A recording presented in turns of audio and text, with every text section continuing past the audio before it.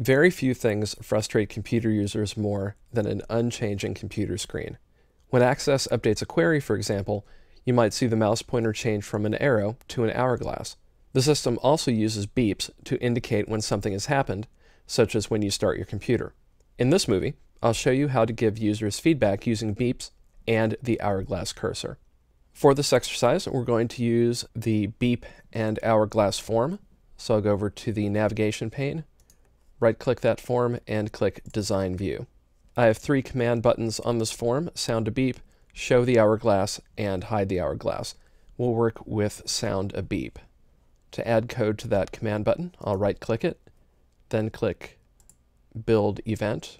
This opens the Choose Builder dialog box.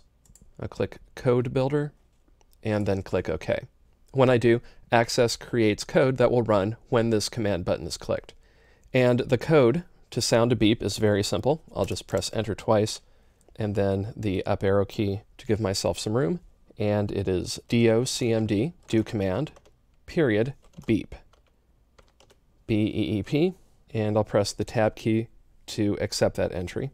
Now, when I press the button on the form, and to do that, I'll switch back using Alt F11 and take the form over to Form View by clicking the View button. And then when I click the Sound a Beep button, the system plays a beep sound. You can use beeps to indicate that a form attached to a query has appeared.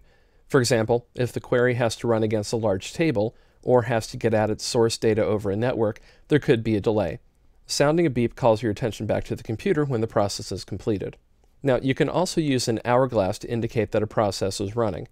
The code to turn on the hourglass and turn off the hourglass are very similar to the beep method of the do command object. So I'm going to switch the form back over to Design View, clicking the View button's down arrow, and then clicking Design View. Then I'll right-click the Show the Hourglass button, click Build Event, then in the Choose Builder dialog box, Code Builder, and OK. Now I'm back in my same code module, and I'll press Enter twice. And now I'll type in the code to display the hourglass cursor, and that is do command, D-O, capital C-M-D, period, then hourglass, H-O-U-R-G-L-A-S-S, space, and then we can set the hourglass to either true or false. In this case, we're turning it on, so we'll make it true, and press Enter. Now I'm going to press Alt F11 to switch back to the form, and I'm going to add the code to the Hide the Hourglass button. That way we only have to go back once. So I'll right-click the Hide the Hourglass command button, click Build Event, click Code Builder, and click OK. And here we are with our 3rd command buttons, click Event Code. And as you might expect, the code to turn off the hourglass is docmd, do command, dot hourglass, space, and then false, F-A-L-S-E. And with that change in place, I will press Ctrl-S to save my work, and then Alt F11 to switch back to the form, which is still in Design View.